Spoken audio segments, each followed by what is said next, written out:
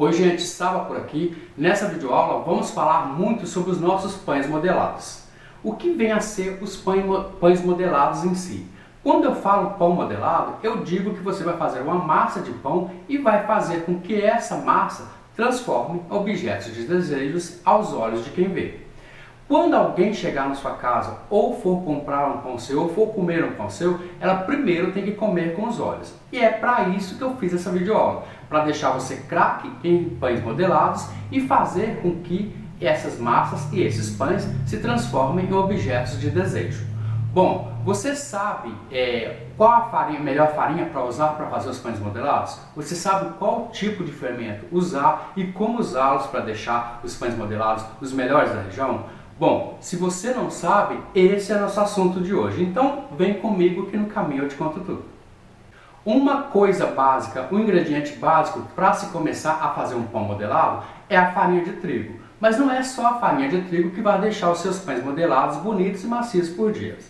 Bom, primeiro você vai pegar um saco de farinha de trigo de 1 kg no seu armário e vai olhar quanto de porcentagem de proteína tem nessa farinha. Você vai olhar isso no rótulo. Se ela tem 4% de proteína, ela é uma farinha fraca, não é uma farinha muito boa para se fazer pão. E é exatamente essa que a gente compra no mercado. É essa que vende nos mercados e nos supermercados por aqui.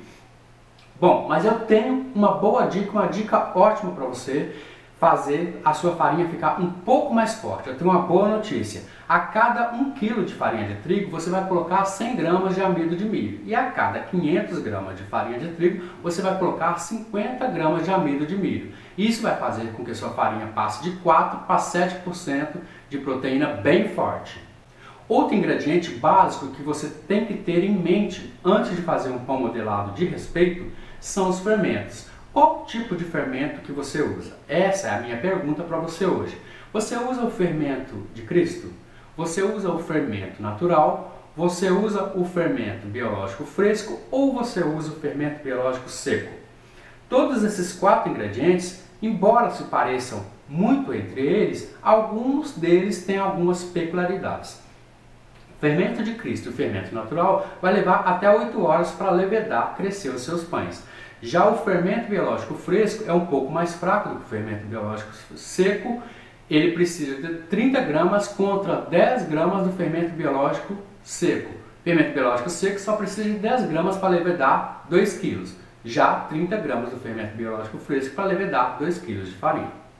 Se você já faz pães junto comigo há bastante tempo, você já deve ter ouvido falar de peneirar a farinha, juntamente com o fermento. Ou se você está começando a fazer os pães modelados agora, você precisa aprender essa técnica.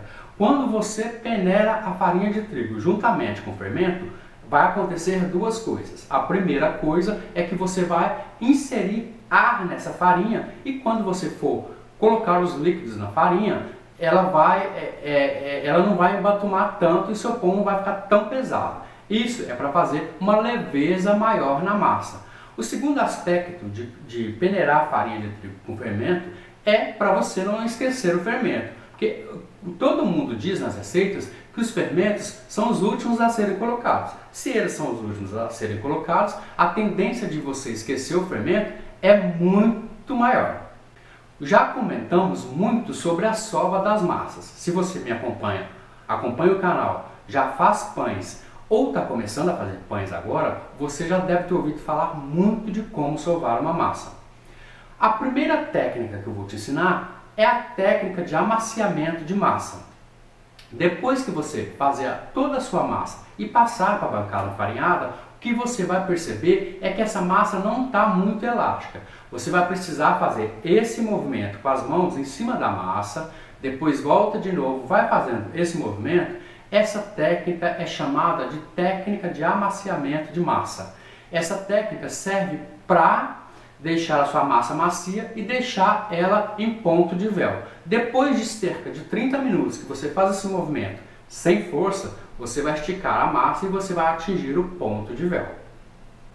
Outra técnica de amaciamento de massa, técnica da sova, é a técnica de rasgar a massa. Eu chamo essa técnica aqui com os meus alunos de técnica de lavar roupa, porque você vai fazer a sua massa, formar uma bola e vai fazer esse movimento, rasgando a massa. como se você estivesse lavando uma roupa mesmo. Essa técnica de você ir com o braço esquerdo e depois fazer com o braço direito, que eu chamo de lavar roupa, você vai fazer com que o ponto de glúten ali, aquelas proteínas todas que há dentro da massa, se juntem para atingir o ponto de véu. Essa técnica também é muito usada e você vai precisar de cerca de 30 minutos com esse movimento de rasgando, rasgando, rasgando, até ela formar o glúten e dar o ponto de véu e você esticar e ficar bem elástica. Então faça isso e depois me conta aqui na seção de comentários. Outra técnica que eu vou te ensinar agora é a técnica de sovar a massa, mas sem sovar com as mãos. A gente chama essa técnica de dobras. Depois que você fizer a massa e deixar ela bem redonda na bancada untada, na bancada farinhada, você vai fazer a seguinte técnica. Você vai abrir ela com as mãos e vai dobrar ela em 4 movimentos, formando assim um envelope. Vai colocar ela no recipiente, cobrir com saco plástico e deixar descansar por 10 minutos. Você vai fazer essa técnica durante 3 vezes, intercalando 10 minutos entre uma dobra e outra. Na 4ª vez que você tirar ela para a bancada, você vai perceber que você vai esticar e ela já vai estar com o ponto de véu feito exatamente sozinha. A última técnica de sova que eu vou te ensinar é a mesma técnica de dobras, só que dessa vez com rolo de macarrão. Todas essas técnicas que eu te ensinei até agora não precisam de força, porque existem muitas pessoas que têm a dor no pulso, tendinite, dor no braço e não conseguem sovar uma massa. Então, gente, por favor, sem força. Depois que você fizer a sua massa e formar uma bola na bancada enfarinhada, você vai abrir ela com rolo de macarrão sem força e vai fazer um envelope com ela também. Colocar no recipiente, cobrir com saco plástico e deixar descansar por 10 minutos. Fazendo isso durante 3 vezes com o rolo de macarrão, abrindo e fazendo o envelope e deixando 10 minutos de descanso entre uma dobra e outra.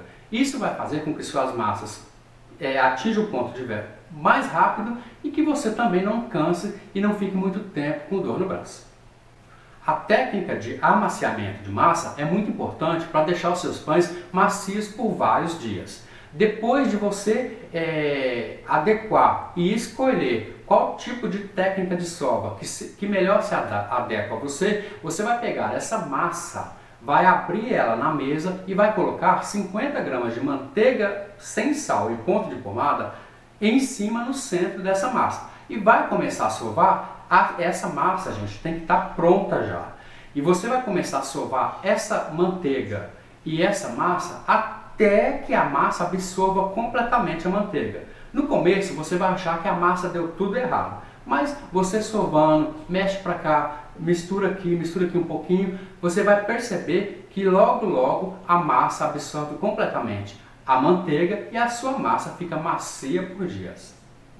Quando seus pães estiverem prontos e você tirar ele do forno, para deixar eles mais brilhantes, o que você vai fazer? Você vai pegar um pouquinho de manteiga derretida, passar por cima dos pães ainda quentes, e isso vai ativar o brilho dos pães e quem vê esses pães vai comer com os olhos primeiro, é o que eu sempre digo. Se você quiser, você pode fazer 100 ml de água, uma colher de sopa de açúcar e uma pitadinha ali de amido de milho, só para fazer uma geleia de brilho. Cozinha, deixa bem ralinho e passa por cima dos pães na hora que você tirar com os pães ainda quentes. Isso vai dar um brilho essencial aos seus pães e vai deixar os seus pães modelados com jeito profissional.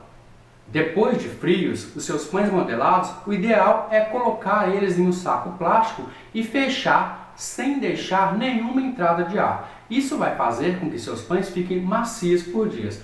Bom, eu não sei como que ficam os seus pães, mas várias pessoas já mandam os comentários para mim dizendo que o pão no dia seguinte já está duro com a casquinha em cima, a casquinha de baixo já está dura, ou então os pães ficam pesados.